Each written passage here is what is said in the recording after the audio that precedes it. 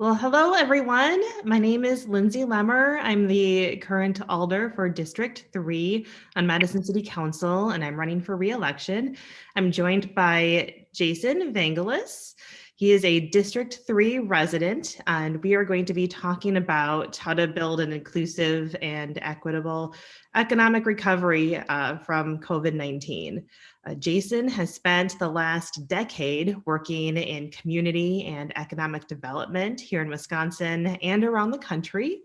His work focused on helping communities rebuild after losing a major employer similar to Oscar Mayer.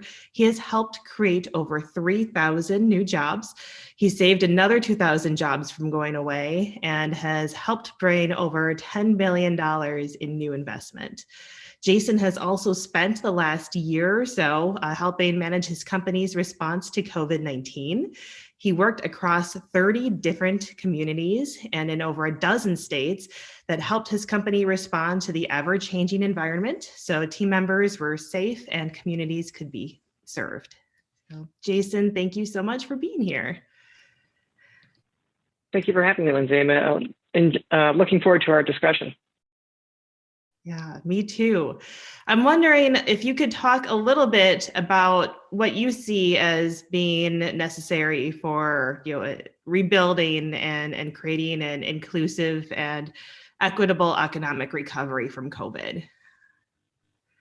Absolutely. I think this is an incredibly important question, and it's one that I think folks like you and the City Council are uniquely positioned to be able to respond to effectively and much quicker, certainly, than other levels of government. And I think there's something that that I know that you like to say a lot. It's our funding should reflect our values, and I think in part of that is intention, right? The intention of what we're planning on doing, and I think that's so important as we look at recovery from COVID locally.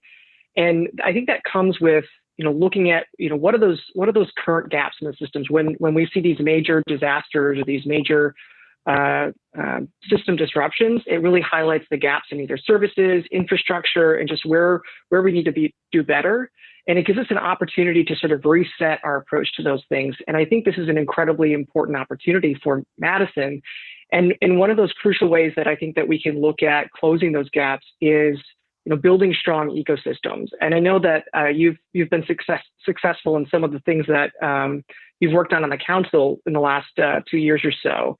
And so I'm curious how you see those programs kind of impacting those communities that they're directed towards, and talk a little bit about the approach to building those coalitions that you've created. Yeah, absolutely. So we have in the budget the Small Business Equity and Recovery Program, which has been giving aid to businesses struggling due to COVID. It prioritizes businesses owned by people belonging to historically underrepresented communities. And it provides a really greatly needed lifeline to help them get through this unprecedented time and challenge that we're in. Last year, we also passed the Commercial Loan Assistance Program, which provides loans to businesses owned by underrepresented communities to help them grow. And we have the MarketReady Program, which provides training and microloans and resources to small business owners, again, of underrepresented communities to help them establish their business. And those are mainly businesses that are going to be in the future public market, which is also another way that we can ensure an equitable and more inclusive economic recovery from COVID. Yeah, those are really excellent programs, I think, because they really kind of attack two key things, which is technical services, helping a business owner who has the idea and the passion, the motivation, connect their idea to execution, and then access to capital is so critical, especially in communities of color. A few additional things that I'm working on as far as next steps include, helping businesses improve their online presence, working to get them kind of information and training and tools and development support, really, so that they can improve their online presence, establish an e-commerce presence if they're a retailer and don't have that yet. One big lesson that we've learned from being in this time of pandemic is that you really need to have a strong online presence in order to survive something like this. So this seems like a really solid next step. Another thing that I am working on is making childcare more accessible. That was a problem before the pandemic, and it has been worsened in these very tough times. So one thing that we're looking at the city level is how to adapt the MarketReady program so that we have different training tracks that they use that format. And one thing that I think we could do that would be really helpful and is being worked on is have a track for childcare, helping people who want to start their own childcare facility or get into childcare, have the knowledge and the resources that they need in order to do that. That seems like a very sound next step as we rebuild. What's interesting in sort of the economic development world, and I've had the opportunity to go to a lot of different communities, and the e-commerce approach and providing that level of technical services is something that I think is unique. I don't know that many communities have provided, programming or a lifeline for that way. And I think it just highlights how much disruption COVID has impacted in broader communities. And on the childcare, I've certainly, this is a significant barrier to entry. Pre-COVID, there's definitely challenges for folks either finding jobs or economies even just being able to grow because they can't attract the workers because they don't have the requisite childcare infrastructure in place. And there's definitely precedent for communities that I've worked in, at least, that have done this type of work before in a slightly separate way, partnering public dollars with private investment as well. And so I think there's absolutely a space for this and appetite. So I'm so happy that I think Madison, is doing this and that you're championing this effort. I think that's phenomenal work. Some of the other barriers that I know that you've touched on before in just some of your work as an alder is around transportation and housing. But transportation specifically is a big issue. Obviously, if you can't get to work, how are you going to maintain that job? But I'd love to know your thoughts on that. Yeah, transit is really key. The city is actually going through a metro transit route redesign over the next couple of years. And it's going to be really critical that District 3 is well represented in this process. Transit is critical for getting to jobs, getting to school, getting to childcare. It's foundational in order to be able to survive. So you're making sure that people have access to quality transit is really critical and something that I have worked on and have a goal of very strongly increasing transit, and not just we need more bus stops out here, but we also need more frequent service. So lots of our district only has peak weekday service. That it doesn't help if you work third shift. We need night service, we need afternoon and weekend service. Those are all going to be very serious necessities. And we really need to invest in our infrastructure too. There is a lot of road improvements that we need that is going to be very helpful for rebuilding our economy in District 3, on the far eastern end of it. So when we're talking about rebuilding our economy, having the infrastructure in place to support jobs is very, very important.